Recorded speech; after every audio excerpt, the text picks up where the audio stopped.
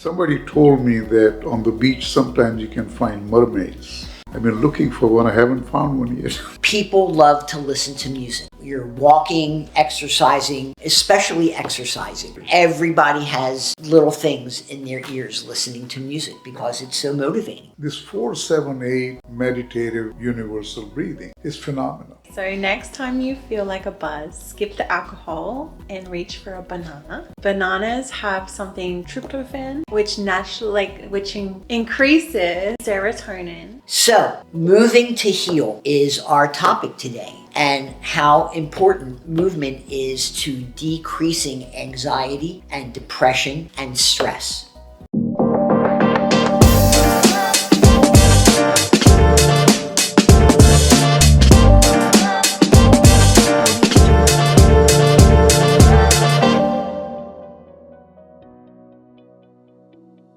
Hello, everybody. Welcome to another Dr. Joy podcast.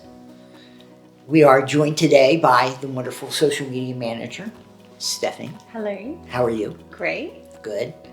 Professor Joy. Thank you. All is well? All is good. Before we get to today's topic, though, which is one that is near and dear to my heart, I have a very important question to ask you and to ask our audience. What's your favorite song? What's your favorite song? Of all time? Of right now, if you Of want. right now, probably Justin Bieber, Yukon. Okay. Professor Joy, do you have a favorite song Right now, right now? Or I'll make it even a little bit broader. Do you have a favorite genre of music? do you remember a song called Yellowstone? I do not. I can remember that. Okay. It's kind of an old one. Okay. But that's a song that you like. I Now, hummed that. You hum it. Do you hum it when you're stretching? Nah, I just hum it when I'm driving, taking Okay. a shower. Yeah. Got it. Okay. Here's the reason why I ask. Because today's topic is talking about moving to heal. And if there's one thing I have learned being a professor of mass media and journalism and communication is that people love to have their earbuds in almost all the time. People love to listen to music. You're walking, you're exercising, especially exercising. People love to listen to music. And for me, being a group exercise instructor for 4 decades, I understand how people get motivated with music. So that's why I ask. When you play racquetball, you don't listen to music, do you? You just curse at the opponent. When you exercise, do you have earbuds in? I don't know. You don't what? Have earbuds in or exercise? She doesn't. Have earbuds in. Okay, but you exercise. Yeah, And without music, I do. Yeah. you're an outlier. Yeah. You're an outlier I am, for sure. yeah. Because, I mean, you can go around the gym that Professor Joy and I belong to. Everybody. Everybody has little things in their ears listening to music because it's so motivating. Yeah. So, moving to heal is our topic today, and how important movement is to decreasing anxiety and depression and stress. If anxiety had a worst enemy, it would be movement. Movement is such a positive in everybody's life, and everybody should be doing some sort of movement. Did you see recently that a new study came out that showed that you don't have to take 10,000 steps? Right. You It can- got proven that it's not true. right. Wow. But, to the contrary, what you said, moving is important. But I think breathing is above moving, Wow. because breathing brings you the fastest physiological change. So I talk from experience that somehow this 478 meditative universal breathing is phenomenal. Can you expand on it a little bit for people who are just joining us? So you breathe in for 4 seconds, Okay. you hold for 7, and you breathe out for 8. So that's 19 seconds. 19 seconds.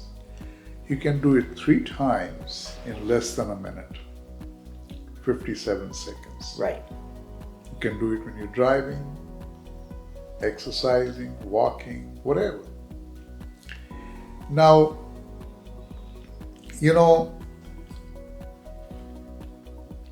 we all sometimes, because of circumstances, get anxious, get depressed, stressed. But this perhaps is the fastest way of relieving yourself from those symptoms. And it's so easy to do. In fact, we did kind of a thing for Matt Cullen's business. He has about 400 employees. Did. And he said, hey, can you help my company out because we have 30% turnover. And when 30% people leave and you have to hire and retrain, it was costing him about $1.5 million a year. And he said, whatever you do to help me out, and if I save half of it, I'll give you that. Because it's saving, So I thought about it and I said, okay, I'm going to try my meditative breathing. So I taught his employees that you breathe, do 3 times before you start your day. Because they haul oil tankers, stressful job. Yes. And then you do that when you get stressed during the day, someone flips you off or do something, you just kind of do it. And then you do it before you go home. In a month, they were swearing that it changed their life. Did you ask them to keep a log or any type of a diary for when they were doing the breathing? Just like, try it out and see if it helps you. And it did, And it was, to me, it's a very simple technique, It's not very complicated. Right. And everybody can do it. Right. You can teach anybody. Right. You can teach your 6-year-old, And I think that's important, that the fact that anybody can do it. And I think that also goes to exercise. As long as you pick something that is fun for you and something that you think that you'll keep doing, then that's half the battle is won. So I got to tell you something interesting about this meditative breathing. So Marita and I have been training for 10 years. And she has this very special program that I learned from somebody in Lakewood. It's called Perfect Training or something like that. So everything you do in this program, you do reps, like you're lifting weights or squats or whatever, you do reps, Repetitions. Yeah. Yeah. So you do the repetition to the point that you can't do it anymore. You exhaust yourself. And the weight, the reps, you say, okay, 7, I'm done. I can't do anymore. Then you go to the next one. So each rep is about 20 seconds. And I do that breathing in it. Wow. So what it does is, it makes it easier for me to do the reps. And then she started, because I had this racquetball trainer who said, hey, you need core strength because this is how you hit the ball. Sure. So I said, Marita, I need core strength. She says, let's do it. So I could barely do it for 20 seconds. The core exercise. The plank. Right. So then I started, while I'm holding the peg, I started doing this breathing. So in a minute, I do it 3 times. Right. Right? Right. So the interesting part was that within months I was able to do 5 minutes. That's crazy. Because my mind is busy counting the breathing. So it's like a meditation, in a way. So my mind is not even thinking that I'm holding plank. Did you know that most people cannot hold a plank for 1 minute? Really? Yes. Do you know how far I was able to go up to 15 minutes? Wow. It probably helps that you breathe properly and you give your body enough oxygen. Yeah. So 15 minutes straight, and then she makes me do side plank. Side plank, So sure. 2.5 minutes of side plank, a total of 20 minutes of plank. And she said, Wow. I do not know anybody who could do that. and after doing that plank, I could blow people out of the racquetball court. Wow. Wow. I am amazed. I've been training with her for 10 years. That how does your body age 10 years and you get so much stronger? It doesn't make any sense to me. But here is a living example. There you go. It could be the endorphins. Well, that's another thing, I gotta say this. Now it's a little kind of on the spicy side. Uh-oh. Okay. Come out of the racquetball. All right. Yeah. So I come out of the racquetball, and this guy says, "Oh my God, playing racquetball is better than having sex." I said, I gotta find out who's having sex with. Oh my. Okay. And the crazy people playing racquetball, My goodness. Yeah.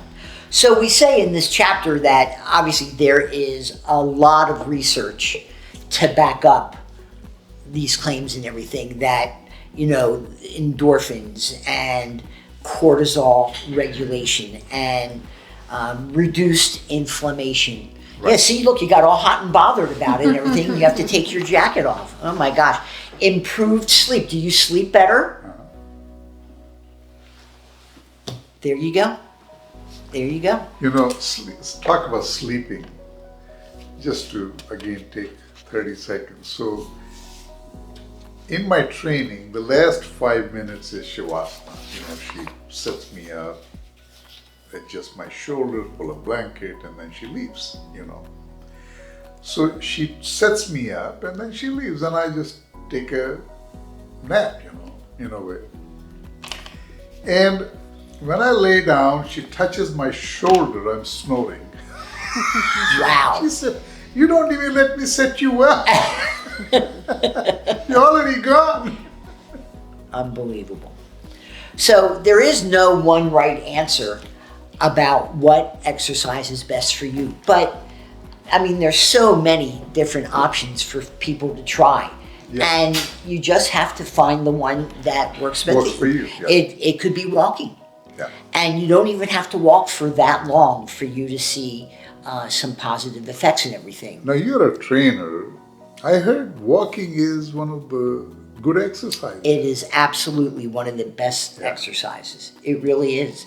Especially, if you have issues like diabetes or things like that, if you walk after a meal, it really lowers your blood glucose level. So, Susan Phillips, Yes. So she was walking behind me. I'm walking to the front door of the gym, Okay. And when I get to this, "You don't know how to walk?" I said, "Are you kidding me? I've been walking all my life." I said, "Yeah, but you don't know how to walk." And she put me on the chart and showed me how to do it, and I felt so dumb, And now how is your walking? Much better. Oh, okay. Okay. Because there's a way you kind of pace yourself. Right, and move toe around. ball Yeah, heel it's and things just like that. Very, Yeah. very important. But, walking doesn't cost anything. No? Just a pair of walking shoes. Yeah. Yeah. Really, no equipment needed. You don't need to listen to music. No. Some could. people don't. You could. You know what I You really... could listen to Yellowstone. But you know, you see me walk all the time. I do. You're driving in. So, I do. you know what amazes me when I walk? What? My eyes and mind is busy looking at things and people, and if there is an animal or anything, you know, it's like, it's the same thing. You're occupied. You're enjoying what's out there and the beach, you know. That's why I don't listen to music, because Yeah. I'm enjoying. You know, I think that's a great idea. One of the things that I have my students do is 24 hours without any electronics. And they actually say, I went and walked the dog and it was nice to hear the wind. It was nice to hear people talking and things like that. So, There's only one thing disappointing in my walks, you know. what is that? Somebody told me that on the beach sometimes you can find mermaids. I've been looking for one. I haven't found one yet. But you know, one thing that does come on our beaches and I'm surprised you haven't seen yet, grunion. Oh yeah. Grunion, these little small fish Yeah. and everything make runs Oh, yeah. up onto the beach. Wow. But it's very early in the morning, Yeah. like midnight, 1 o'clock in the morning. Okay. Yeah. Because I remember taking the kids to the beach to see the grunion run. Oh yeah. Is it like daily? No. So It's when- like once every turn of the moon and some Wow. sort Yeah, of a moon something cycle, special, things yeah, like that. just like that. Yeah. Okay. Yeah. Yeah. So we have some recommendations in this chapter about things you can do. Walking, obviously, yoga, which you practice, dancing. Oh yeah. Are you a good dancer? A little bit. I've never seen you dance. I know, but you We'll have haven't. to do a special. Right. We should do a special. We You know, should. you know.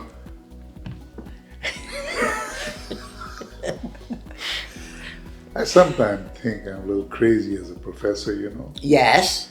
So one time we were having a hard time focusing in my class. I said, okay, let's start doing a little tap dancing and then we'll come back to it. Do you know how to tap dance? Oh my god. Can you get up on the table and show us? That'll be hard. Okay. Okay. Other options, strength training. You know, obviously you don't start with heavy weight, Yeah. light weights. Any weight is okay. Strength training is strength training, doesn't matter. It does not And it's matter. all depends on what your capacity is. Right. And then we talk about running or high intensity interval training, which is Racquetball, racquetball, pickleball. I love my Plays pickleball. pickleball. I played pickleball this morning. Yeah. Huh? Yes, I did. Yeah. Do you exercise in the morning, the afternoon, the evening? I don't think it matters. We do the morning. We do morning. We do morning because I think that's a great way to start your day. I really do. But still, even in the midday, you can do a 5-minute stretch. Get out of your chair, for God's sakes. People are so sedentary. Yeah, it's interesting. Once you get used to it, it's effortless. You just wake up and go, Right. you know. Yeah, don't even think about it. Just get up, brush your teeth, have some water, get going. Yeah. So that's what our chapter is about. Now, how about this? Is walking going to do anything? And this is an associate professor at McMaster University in Canada. She wrote a book called Move the Body, Heal the Mind, and the answer is yes. Walking will do way more than you think. And as I said, there is a body of research done on why we should exercise to reduce stress and anxiety Yes. and depression. Yeah. It boosts blood flow, it decreases inflammation, it improves brain plasticity. There's just so many positive things that years of research. You're increasing the birth of new neurons within the brain, and this is from a professor at UC San Francisco. By creating new brain cells, exercise changes over many days how your brain functions. More neurons, a greater ability to adapt, This is especially clear in people with more severe anxiety or depression. And activities like yoga or Tai Chi are better for relieving symptoms of anxiety rather than a box aerobics class, for example. So there's just So much out there. yeah. A large 2023 review suggested that high-intensity interval training workouts can be more effective at alleviating depression and anxiety symptoms than lower-intensity workouts. So, having a workout buddy always is a great thing as well. So there's lots and lots of ways, everybody, for you to get out of the couch, get off the chair, and start exercising and feeling more joyful. Basically, there's no rules. Just pick what you like. Yeah, And make exactly. sure you do it. Exactly right. Do what you like. Yeah. Do what you like. Do something. Do something, for God's sakes. Do something. Now comes the best part of the podcast. Okay, so next time you feel like a buzz, skip the alcohol and reach for a banana.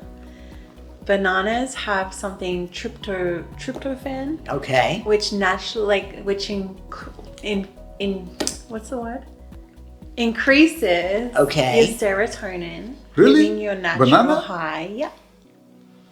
I didn't know that. I didn't know that either. Because, turkey, Thanksgiving Day turkey, it has L-tryptophan, Yep. To do, and it puts you right to sleep, Yeah. right? The Thanksgiving turkey and the mashed potatoes and Yes, the stuffing. Yeah. Then you have to get up and exercise. Yes. I Yeah. didn't know that turkey does that. Yes, it does. And banana does that. And That's bananas, interesting. yeah. So there you go. So everybody, we hope you learned a little something new today. We are here to bring joy to the world. There you Yes. go. And Absolutely. please join us. And we're the only ones. We are the only ones. Yes, yes. Okay, well, thank you. Thank you.